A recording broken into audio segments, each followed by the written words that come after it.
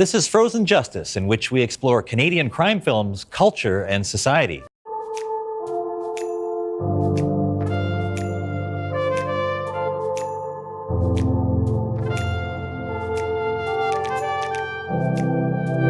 Hi, I'm Kohn, professor of criminal justice at the University of Winnipeg.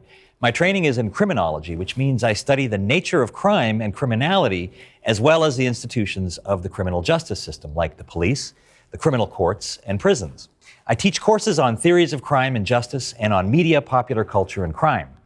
My research focuses on the way Canadian institutions of justice, like the police and prisons, are depicted in film and other media, as I'll show in the case of the Indigenous Canadian crime film. Hi, I'm Andrea Braithwaite, Associate Teaching Professor of Communication and Digital Media Studies at the University of Ontario Institute of Technology, and I specialize in gender and pop culture. I teach courses on things like video games, television, and Canadian media, and one of my favorite areas of research is the amateur female sleuth. To see where she shows up in Canadian crime films, I'll be bringing you the case of the made-for-TV mystery movie. Hi, I'm Sonia Bookman, Associate Professor of Sociology at the University of Manitoba. I specialize in cultural sociology, mainly in the areas of brands and branding, consumer culture, and cosmopolitanism. I teach courses on media, urban sociology, and consumption. My research on Canadian crime film explores how films produce ideas about the city and its spaces and the ways in which they're linked with notions of crime and criminality. I'll explain more in the case of the urban imaginary. Hi, I'm Pauline Greenhill, Professor of Women's and Gender Studies at the University of Winnipeg. I was trained as a folklorist and anthropologist, but these days I teach all kinds of courses on feminist theory, methods, and analysis. My own research now looks at fairy tale media from intersectional perspectives, and I'll say more about what that means when I bring you the case of the dark fairy tale and just folklore. Before we can answer the question, what is a Canadian crime film, we must first ask, what is a crime? Criminologists, legal scholars, and philosophers have long discussed and debated this question, approaching it in three ways. In simple terms, a crime is an act or omission prohibited by criminal law. This legalistic definition, however, doesn't say where criminal law comes from. The first approach, a consensus perspective, assumes that there's widespread agreement in society about right and wrong. But what about when there's widespread disagreement about criminalized acts or omissions? Is smoking marijuana an immoral act that should be against the law? What about abortion? What about sexual intercourse between two men? All were crimes in Canada until recently. So a second way of understanding crime, the conflict perspective, suggests that crimes are defined to serve the interests of the powerful while criminalizing behaviors of the poor and socially marginal. Conflict theorist argues that this is why Canada's prison population is disproportionately made up of the poor, the uneducated, and non-white racialized groups. A third way to think about what is crime is to consider harm. For example, we prohibit murder and assault because these actions damage people. But cigarettes are harmful, and they're not currently criminalized. Criminologists who examine state, corporate, and environmental crime argue that pollution, environmental destruction, war, harmful consumer products, and greedy Wall Street bankers cause exponentially more damage than the petty crimes of most underclass criminals. So, critical criminologists shift attention to the actions of the powerful. Most crime films use a simple, consensus-based, legalistic definition of crime. Murders, robberies, kidnappings, and sexual assaults are standard fare in Canadian crime films like Citizen Gangster. Much less common are films exploring the harms of the powerful, such as Clear Cut, condemning logging companies' damage to the environment and approving the desperate actions of Indigenous people whose way of life is threatened by capitalist greed and who seek justice. What is justice? This question is even more hotly debated than what is crime. Within the legal and criminal judicial systems, justice can refer to a process and an outcome. Procedural justice is about fair process, like when crime films show police officers reading suspects their rights upon arrest, as in I Love a Man in Uniform.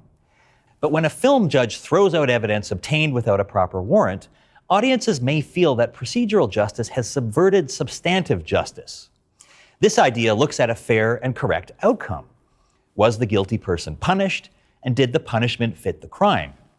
Film premises often have factually guilty people going free because of their right to a fair process, getting off on a technicality, or innocent folks found guilty because the system failed. Frustration about substantive justice thwarted by procedural concerns can lead to films that explore vigilante justice, which occurs outside of the formal system.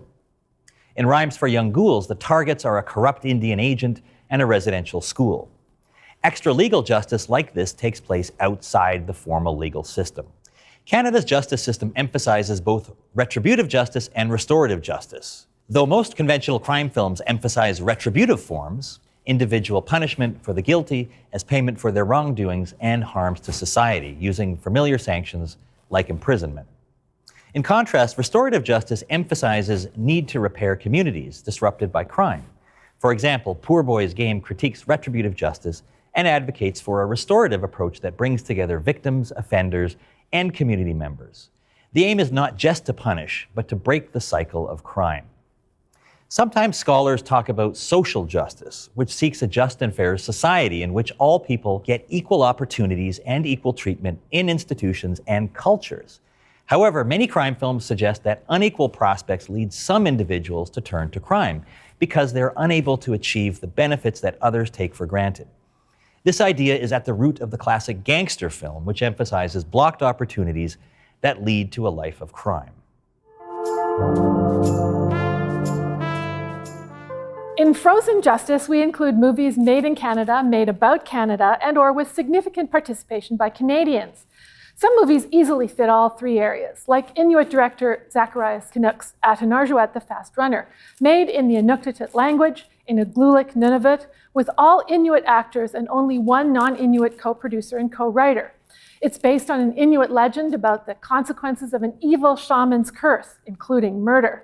Most viewers, no matter where they live or what their background is, would see Atanarjuat as Canadian.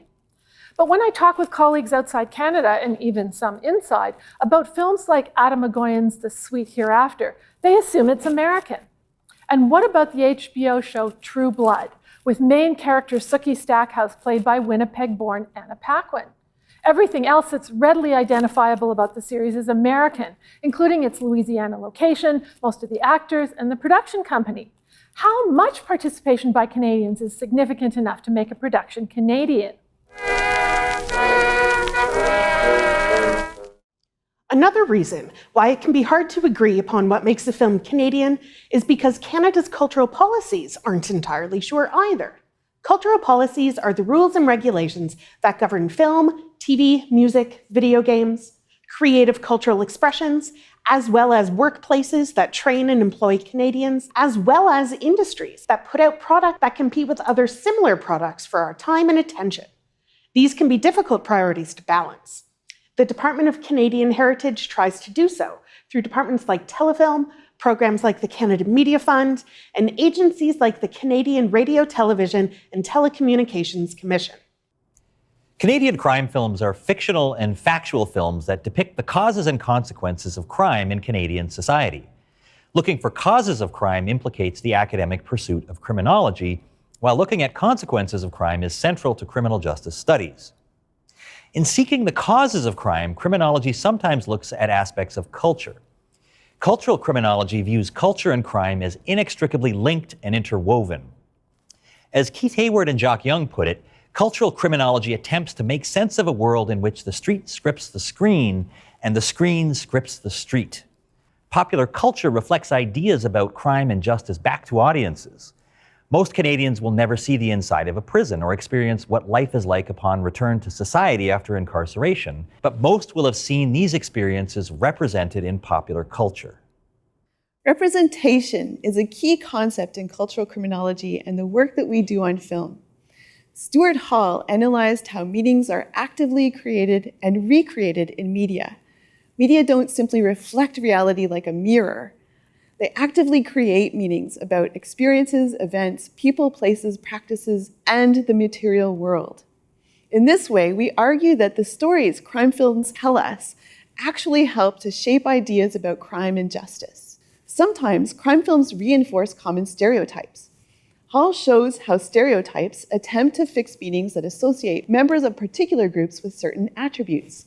For example, the made-for-TV crime film Chasing Cain depicts Toronto's Chinatown and its inhabitants as exotic, dangerous, and other. Alternatively, crime films can also challenge stereotypes by opening them up for interrogation. In this way, representations in crime film can produce, reinforce, and naturalize ideologies in society. Ideologies inform how we go about our daily lives and form part of our taken-for-granted view of the world. So crime films matter because, as Nicole Rafter argues, films constitute a popular criminology that's equally, if not more important than academic criminology, in advancing ideas and explanations for crime. Crime films use emotion and spectacle to explore neglected philosophical, ethical, and psychological dimensions, including drawing on the perspectives of those who transgress legal and moral boundaries. Even serial killers can get a sympathetic hearing. Canadian crime films offer a uniquely Canadian window into these neglected dimensions and provide opportunities to explore the meaning of crime and justice, as well as what it means to be Canadian. These issues are at the heart of frozen justice, which Canadian crime films can sometimes thaw.